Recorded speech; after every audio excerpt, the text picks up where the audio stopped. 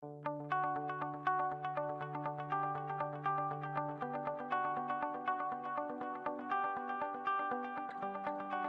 friends, Jonathan Monte here, and welcome back to Life Transformation, The Complete Journey.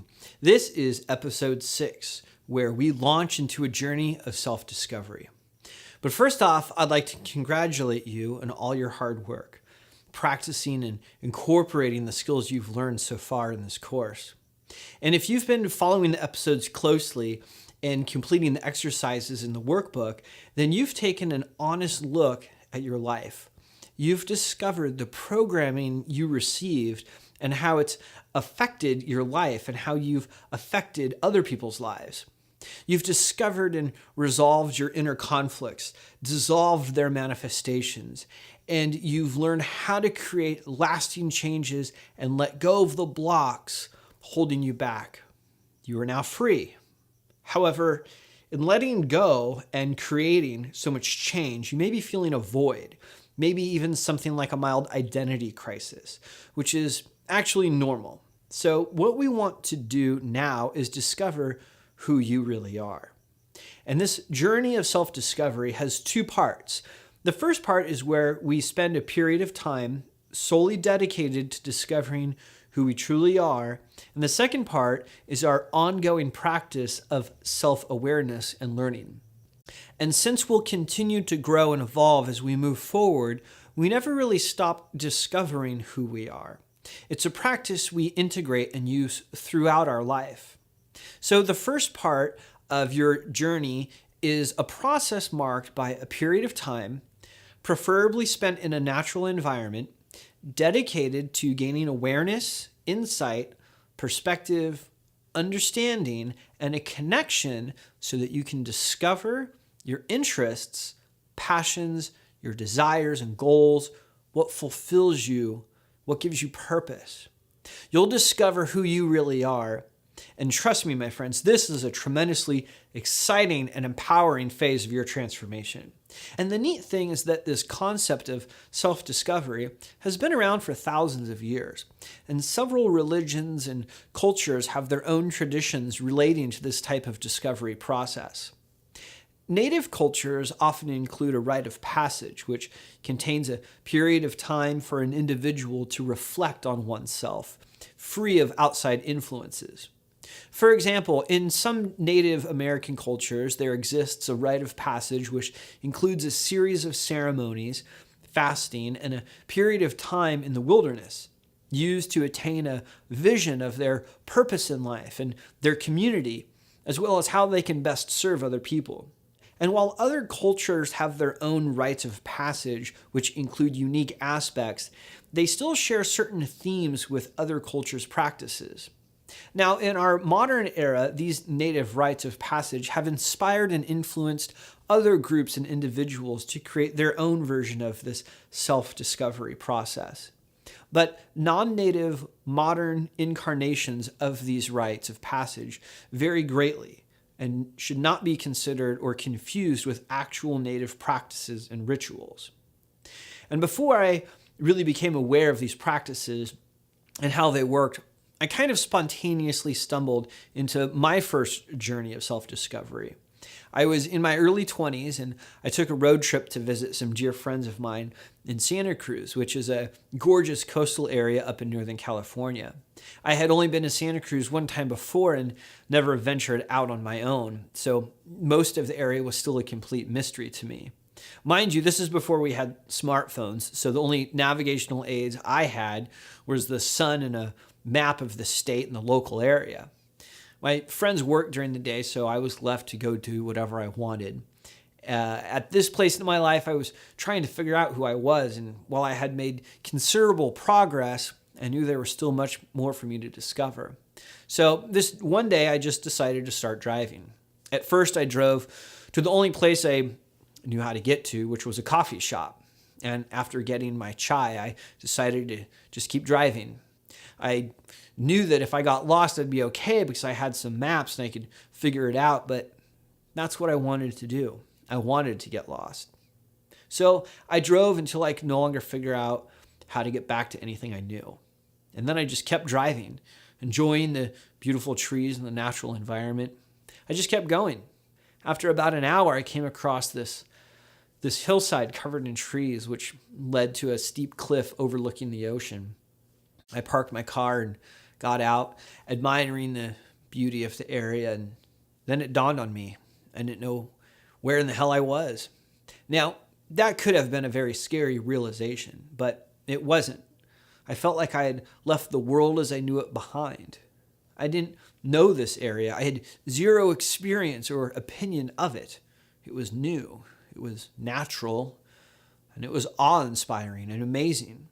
And since I had left behind the world I knew, I realized I was there by myself, with no distractions, no judgment, and no fear. It was the first time in my life I had completely removed myself and was alone like that. I felt safe, almost protected by the environment, like I could just be me and exist without having to worry about what the world thought of me. And so there I was, me, with my own thoughts, feelings, ideas, and a well-trained, open mind. I felt like I was meeting a different version of myself for the very first time. I walked along the hillside, admiring the trees, the grass, the rocks, everything in that environment. I walked down to the cliff and sat on a boulder, looking out onto the horizon. I was aware of my mind, my body, and my spirit more than I ever had been before. It was like my entire existence and experience was in high definition, and I took in the entire experience. I could feel my heart beating, my lungs breathing the air. I felt the sun on my skin absorbing its energy and the cool offshore wind across my face. With detail, I could smell the scent of the trees and the salty ocean air. I watched and listened to a symphony of nature, with the wind moving the leaves of the trees and the blades of the grass. And the ocean as the waves came in and crashed on the shore, then softly retreating back into the ocean. I reached down and felt the earth, moving my hands over the dirt and rocks. Attuned to their temperature and texture, I observed the shadows around me. I laid down on the grass and gazed up to see small patches of clouds moving above me, swirling and expanding. I was tuned in.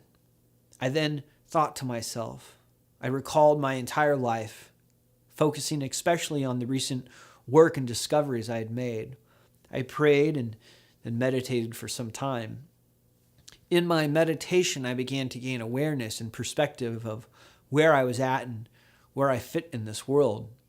I considered what I knew of myself and was given the clarity of changes I wanted and needed to make. I saw things from a new angle. I found myself in getting lost. That was a moving and dramatic experience. Several hours later, I returned to my friends and told them what had happened. They smiled.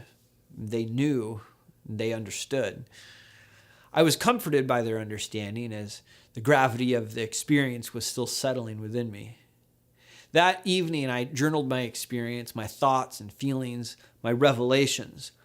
I ventured out the next few days as my friends worked, each day driving further and again getting lost, tuning in and experiencing the discovery of myself. Arriving home after my trip, surrounded by all that was familiar, I was able to contrast my normal environment with what I had experienced. I then understood the significance of what took place. And since this first experience, I've gone on several of these trips, driving to get lost. And in getting lost, I always find myself. Not that this finding is limited to these trips, but based on these trips, I've since learned how to tune in and maintain awareness and perspective even more. These experiences are dramatic and profound, and I want to help you experience this same revealing process of self-discovery. So the purpose of taking this journey of self-discovery is to have a unique experience dedicated to gaining awareness and perspective and a greater understanding about who you are, what you want, and what your purpose is. And there are several ways you can construct and experience this part of your journey. But in order to open the widest channel of insight possible, you'll want to spend a period of time, preferably 2 or 3 days by yourself, in a place where you've never been before. This is so you can have this experience without any familiarity or emotional connections to your environment, which would distract you. Now, if you can't go on a 2 to 3 day trip, that's fine. Even if it's just for a day, you can make considerable progress. But the more time you have, the more time you'll be able to disconnect from the known and discover your true self. Now, ideally, you should spend most, if not all of your time in an awe-inspiring natural environment. Consider going to the mountains or the forest or a river, lake, or the ocean if you prefer. But again, if you can't make it to an awe-inspiring location, that's okay, so long as you're in a natural environment. Now, camping is a great way to immerse yourself in a natural environment, but if camping isn't really your thing, you can stay in a hotel so long as it's close to a natural environment that you can easily access. If you choose to stay in a hotel, you'll want to spend as little time there as possible. This is all about being secluded and immersed in nature. So plan on packing appropriate clothes for being outside, as well as food for the time you plan on spending outdoors. Also, a few things you'll want to consider is your proximity to restrooms and other conveniences, which may be helpful. And please consider your safety at all times. Be sure to tell your family or some close friends where you're going and staying. And since you'll be in an unfamiliar area, you should stay aware of the weather, other people, animals, natural and man-made hazards you may encounter.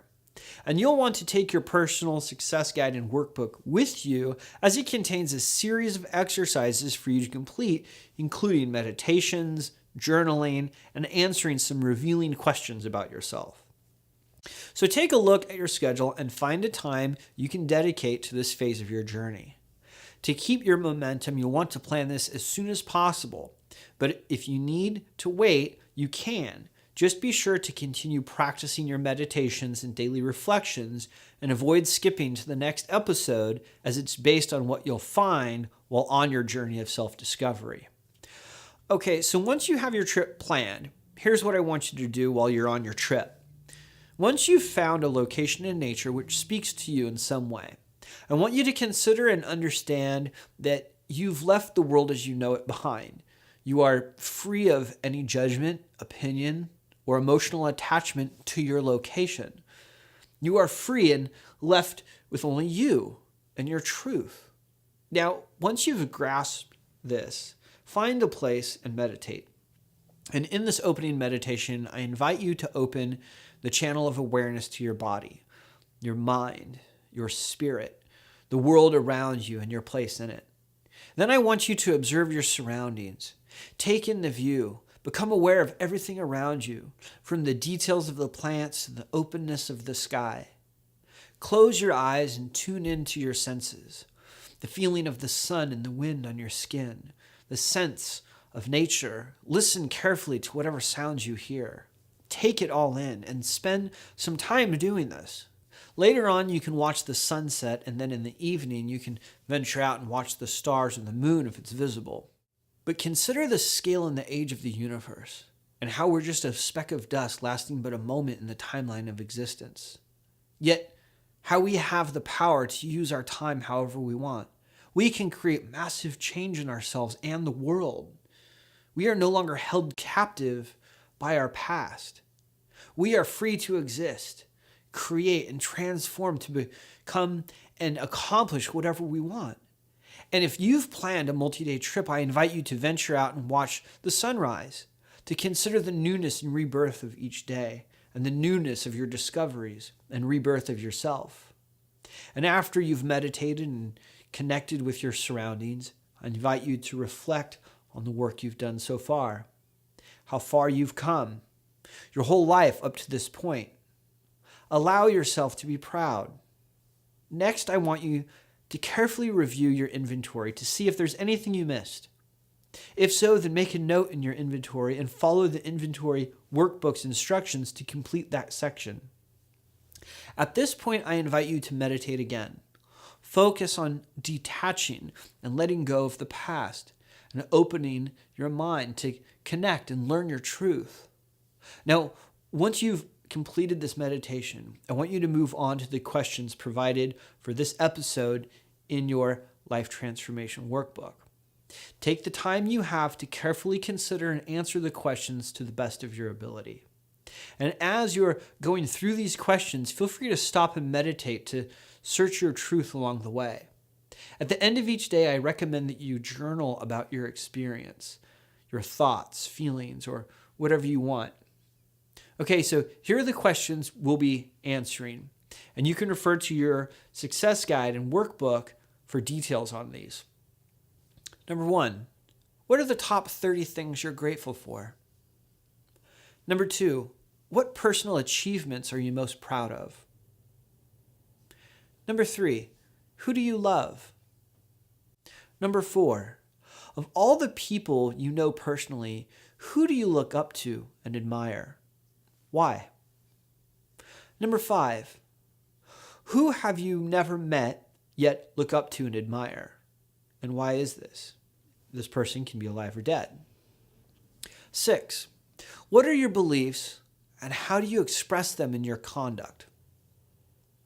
7, what are your values and how do you express them in your conduct?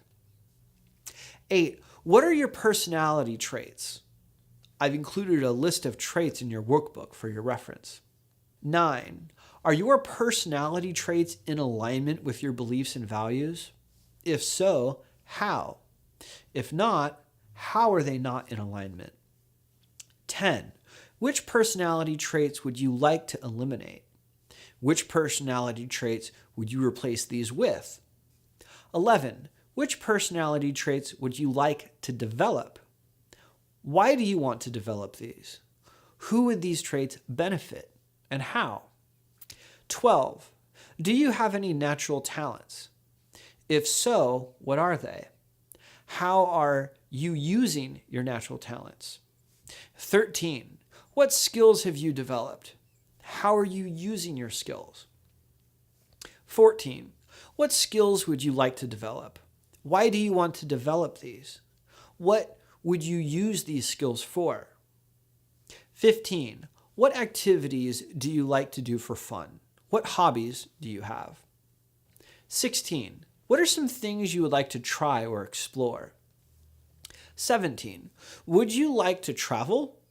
Where would you like to go? Why? Would you like to go by yourself or with other people? Who would you go with? When would you like to go? 18, are you satisfied with or would you like to change your personal appearance? If you're not satisfied with your personal appearance, why not? Would you like to change your personal appearance or learn to accept yourself as you are? If you'd like to change your personal appearance, how would you like to change it? 19, would you like to explore new ways to creatively express yourself? How would you like to creatively express yourself? 20, what brings you happiness and joy? What would bring you more happiness and joy? 21, what are you passionate about? How do you express your passions? 22, what inspires you? How and why does this inspire you? 23, what are your personal needs? Are your personal needs being fulfilled? How? 24, what is your purpose in life? 25, what fulfills you? What would bring you more fulfillment? 26, what do you wish you had more of? 27, what do you wish you had less of? 28, if you could change the world, how would you change it? 29, what are your goals? What would you like to accomplish in life? And our last question in this section, 30, what would you like to be remembered for? Next, let's take a look at your career. Sometimes we're fortunate enough to have a job or a career which provides us with both financial security and allows us to express our passions and purpose in a fulfilling way. Other times our job or career is just a means for financial security, and we have to find other ways to express our passions and purpose to gain fulfillment. So, does your job or career currently allow you to express your passions and purpose in a fulfilling way? If the answer is yes, then how and in what way does your job allow you to do this? If the answer is no, then the question is, can you find a way to express your passion and purpose in a fulfilling way at your job or career? Now, if you answered no, that you can't find a way to do this in your current job or career, then you can choose to change this in a few ways. So my next question to you is, do you want to find or create a new career or job which does allow you to express these aspects? Or do you want to keep your current employment and find a way to express them outside of your job or career? Which of these would you like to do? Don't worry about how to make this happen right now. I just need you to discover your desires. In our next episode, I'll teach you how to create the changes necessary to make these desires become a reality. These are the different aspects we'll be exploring. And again, be sure to refer to your success guide and workbook for details on these. Now, on the surface level, we could probably answer these questions rather quickly, but we definitely don't want to do that. We want to take the time to ask ourselves these questions and carefully consider our answers after a period of meditation and connection in a natural environment, and have opened up our channel of awareness to our body, mind, and spirit. We want to get this right, so let's not rush it. Also, while you're on your journey, you may experience certain revelations, which are outside of the questions I've provided. If this happens, make sure you write them down in your journal. They'll provide just as useful as we move into our next phase of transformation. Now, upon returning home from your journey of self-discovery, I recommend that you review the journal entries you made while you were on your trip. And it's also a good idea to write another entry in your journal reflecting on your entire experience, as this can provide a great source of inspiration as you progress through the rest of your transformation. Now, after getting home, I know you'll probably be tired, but when you have the energy, you may want to tell your friends and family about your experience, as they'll probably be interested in knowing how it went. This is also a great opportunity to kind of debrief and put it all into perspective. And depending on how long you are on your journey, it may take a while to adjust back to being home. With your new awareness, you'll probably see a few or even a lot of things differently, which is okay. Part of the whole reason we took the journey is to do just that, to get perspective and see things differently. You may even discover more aspects of your life that you like to change. Not only have you gained perspective, but you've also gained a new experience that you can use as a guide to integrate the discovery process into your life. You can continue to use the same process at home to open up the channel of discovery. And you may also want to make this type of journey an annual trip. I've gone on several of these trips over the years, and each time I go, I always become more connected and aware of who I am, where I'm at, and where I want to go in life. So now that we've had this experience and discovered more of who we are and what we'd like to change, we're ready to move on to our next episode, where you'll learn how to create the life you really want, achieve harmony and balance, and thrive in a higher consciousness. I hope you had a great trip and that you're enjoying your life transformation. Thanks for watching, and I look forward to seeing you in the next episode.